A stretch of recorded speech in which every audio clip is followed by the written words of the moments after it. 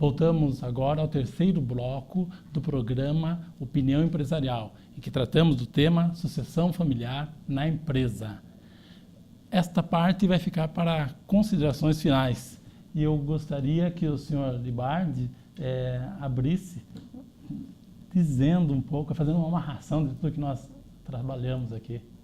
Então eu vou abrir falando, jogando um assunto aqui na mesa, que é sobre poder. Quando se tem a sucessão familiar, quando se estabelece, por mais bem que ela seja organizada, sempre existe o poder. Existe também o patrimônio, existe o trabalho. Eu tenho experiência na minha empresa pequena, certo? Não consigo enxergar isso numa empresa grande. Por isso é que eu gostaria que meus colegas discorressem sobre essa relação poder, trabalho e a perpetuação da empresa. Quer dar sequência, senhor Guarnieri? O seu Alcide tem toda a razão quando ele fala em poder, né? Porque a gente observa que dentro de um familiar tem aquele... Porque a instrução que nós passamos para a família é igual para todos. Mas algum capítulo diferente aquilo que você falou. Então tem, infelizmente, aquele que pensa no poder é o menos competente para ser o sucessor, né? E nós, como gerente, né, gestor da empresa, temos que ter certa habilidade, certa persuasão para convencê-lo, né, que para que a empresa cresça, o ego, o poder tem que ficar para trás. E sim tem que prevalecer a competência, né, a humildade, o comprometimento. Então, quando o gestor consegue embutir isso dentro da família, a empresa, na minha opinião, ela terá sucesso permanente. Guilherme? Realmente isso é uma questão que é importantíssima, porque quando você fala de uma empresa familiar, o sucesso dela e a perpetuidade dela não está ligado só ao processo de sucessão em si, mas a uma série de fatores, como, por exemplo, as lideranças que surgem ou não dentro da família, o espírito empreendedor, se ele foi passado de pai para filho, para sobrinhos, etc. e tal. A própria visão de inovação, porque os negócios também vão variando. Às vezes aquilo que foi feito há 10, 20 anos tem que ser inovado, tem que ir com cautela, mas tem que ser inovado para estar dentro do mercado, daquilo que vai acontecendo. E eu gosto muito de uma frase que certa vez Freud disse que qual seria o segredo de uma vida plena? Ele dizia que era amar e trabalhar. Então, toda empresa que tem sucesso é aquela onde se trabalha muito e se ama muito aquilo que se faz. Então, se a gente fosse para escolher um segredo do sucesso de uma empresa, é todos que estão lá amar aquilo que estão fazendo. Se você fizer com amor, você vai cuidar muito bem da sua empresa, como você cuida muito bem de você, da sua família, da sua esposa, dos seus filhos, porque é assim que funciona. Perfeito. Ana Maria? Bom, de tudo que foi dito aqui, a gente tem que recuperar um termo que tem sido mais recentemente introduzido, que é a discussão da família empresária. É isso que você está colocando. Se a gente diz que a empresa é familiar porque pertence a uma ou mais famílias, essas famílias têm que ser empresárias. E há quem diga assim, em lugar da gente dizer que a empresa pertence a uma família, deveria dizer, esta família pertence a essa empresa. E aí o que acontece? A família empresária é aquela que faz isso que eles estão discutindo. É aquela que prepara os filhos desde muito pequenos, respeitando a família, respeitando a empresa, porque o jovem tem que pensar o seguinte, a criança, se ele pretende um dia ser alguém nessa empresa, ele tem que se merecer. Ele tem que ser o merecedor dessa posição. Não é uma passagem natural porque é filho, porque é. Outra coisa que foi colocada, quando vocês disseram assim, não, os sucessores normalmente são mais preparados. Natural que seja. Não se pode esperar que o fundador que teve a ideia, que se dedicou, que muitas vezes empenhou tudo que ele tinha para criar uma empresa, a gente pode esperar que ele tivesse uma formação melhor que seus filhos. Aí depois ele prepara os filhos e esses filhos mais preparados têm que dar continuidade. Esses filhos vão pegar a empresa já consolidada. Então, é mais que obrigação que eles levem isso dali para frente. A segunda geração, ela tende a repetir, dar continuidade, digamos, ao que o pai fez, porque elas conviveram e é uma passagem natural. Assim, se a gente pensa que as gerações entram na empresa a cada 25, 30 anos, certo? Esse filho conviveu muito com o pai e com a empresa. A terceira geração conviveu pouco, mas também ela está vivendo um outro momento. Normalmente a empresa já tem seus 60, 70 anos, ou de 50 a 70 anos, é outra realidade. Por isso que a inovação diz, a inovação vem na terceira geração. Mas tem que vir mesmo.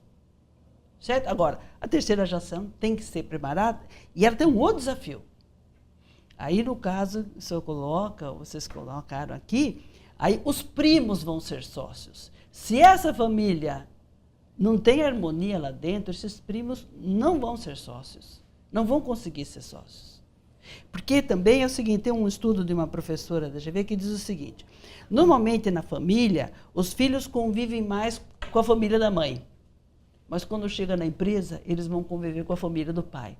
E se a família não preparou essa união familiar, eles serão estranhos. E aí eles vão competir pelo poder. Essa que é a questão.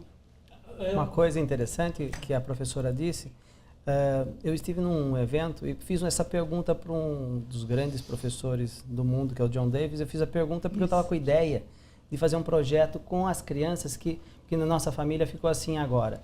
Nós somos 3 irmãos e nós temos, como ela disse, os primos, que são, na época, há 2, 3 anos atrás, eram crianças que começavam nos 8 anos de idade e iam até os 15. E eu fiz a pergunta para o professor. Eu estava pensando em criar um projeto onde eles tivessem mais convivência e fiz essa pergunta para ele se isso era importante. Ele disse que era fundamental, porque essa convivência que você conseguir fazer entre os primos desde cedo vai fazer com que eles tenham muito mais maturidade e condição de lá na frente, quando tiverem que decidir questões de quem vai ser o presidente, como vai ser uma estratégia da empresa, eles vão ter construído um diálogo. Porque a tendência, infelizmente, é construir separação. Não é construir pontes, é construir muros. Você observou uma coisa que eu achei interessante, acho que entre um bloco e outro, que é o seguinte, o fundador, ele se encantou com a ideia, levou adiante, desenvolveu o projeto, criou a empresa. No caso do sucessor, a empresa já está construída e nem sempre ele vai poder mudar muita coisa, ele vai ter que aceitar o que já existe. E a terceira geração, digamos assim, tem uma relação ainda bem mais distante daquele projeto. Então ele vai pegar a coisa andando. E existe um ditado, eu queria até que a Ana finalizasse daí, um ditado popular, que eu até registrei, que é o pai rico, filho pobre e neto... pai rico, filho nobre e neto pobre. Tá? Que é uma coisa relativa, creio eu, mas que representa um pouco essa dificuldade das gerações se sucederem em harmonia. Romualdo, se você permitir, não só para sucessores, quando eu abri uma empresa, que nós começamos, eu com meu sócio, do zero, do nada, e nós tínhamos uma filosofia. Patrão, pobre, empresa rica. Tá? O patrão tem que sobreviver com um percentual do que a empresa dá. Se ele quer viver bem, ele que faça a empresa crescer para que esse percentual cresça. Entendeu? Uma coisa também que eu acho interessante que a professora falou, e o gestor tem que ficar atento se aquele que ele está preparando para ser o sucessor, se ele vai ser competente ou não. Eu queria aqui fazer um comentário sem demagogia, sem arrogância, né? O meu filho, obrigado pelo elogio que você fez por ele, Alcide.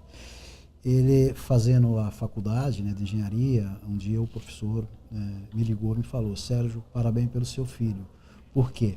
Os colegas da classe falavam assim: Fauser, por que você se empenha tanto se o seu pai tem uma empresa, você tem dinheiro? Vamos brincar, vamos passear. Ele falou: não, é porque meu pai tem uma empresa que vai deixar um legado para mim, é que eu tenho que estudar, preparar para ser competente e para não perder o que meu pai vai deixar, e sim fazer isso aumentar. Então são pequenos detalhes que a gente começa a observar a competência de quem vai suceder aquilo que você quer. Só fazer um comentário também. Na sucessão das empresas, hoje com essas novas tecnologias, esses jovens estão chegando também, mudando às vezes a característica da empresa, certo? Porque o que se produzia 20 anos atrás não se produz mais hoje, sim. certo? Então, esses jovens, se eles estão bem preparados, eles estão entrando no outro, vamos dizer, outro mercado, outra realidade. produzindo outras coisas, certo? E nem sempre os mesmos clientes são os clientes. Eles vêm mudando a tecnologia, as informações, sem destruir o que estava sem sendo destruir criado. o patrimônio que já existe. É porque o Luiz fez, né? É um sucessor muito competente, né? Sim. Porque você viu que a Supercell hoje em Piracicaba é fantástico. Parabéns. Isso prova que um sucessor bem treinado chega no que chega, né? Mas, E com união. união. Sempre com a palavra, outra coisa que eu achei muito interessante que eu vi esses dias num outro livro, é que com a palavra, evitando as palavras que separam, colocando sempre as que juntam. Isso é mérito da família como um todo, não é só meu. Eu sozinho é impossível fazer isso. Tratando as exceções, ou digamos, esse grupo de elite, o ditado popular faz sentido, Ana?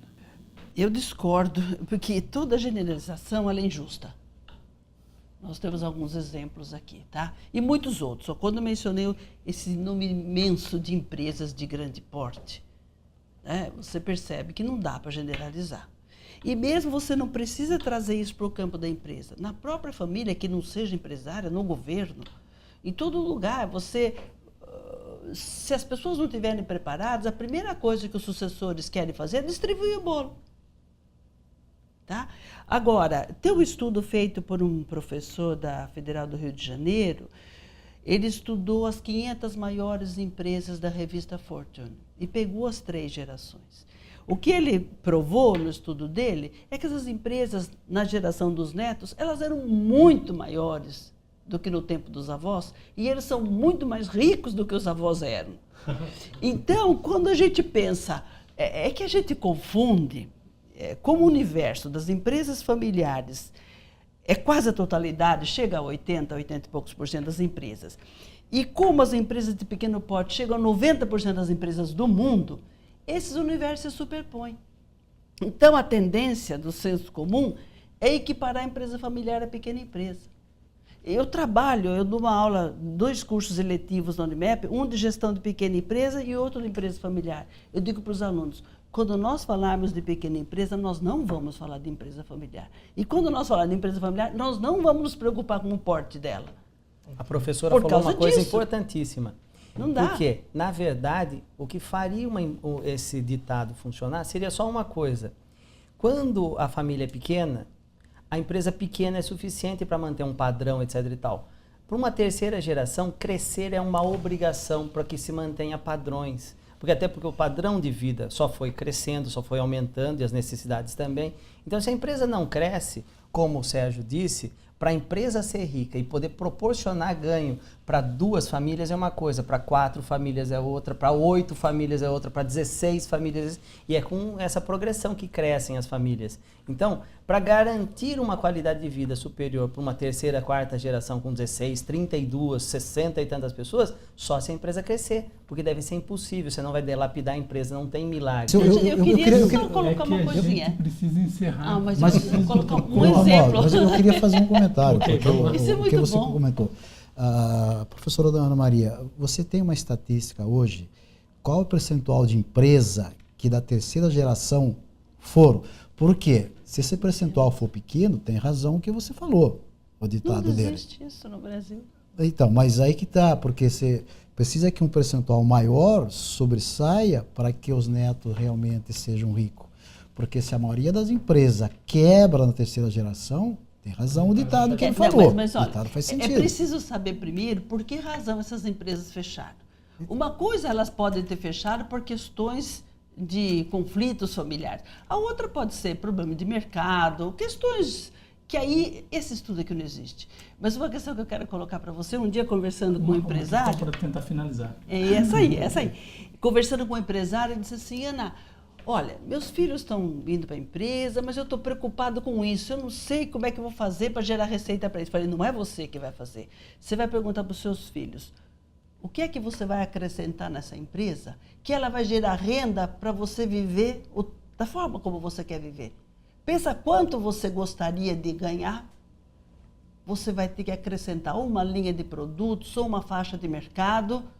Você vai ter que acrescentar isso na empresa. Daí você pode vir. Senão, não dá. Ok. Vocês perceberam que o assunto é vasto e não tem como terminar tão Não dá. rapidamente. No entanto, chegamos ao final de mais um programa Opinião Empresarial. Se você quiser participar, dando sua sugestão ou opinião, acesse o site acip.com.br ou cimesp.com.br. E até o próximo programa.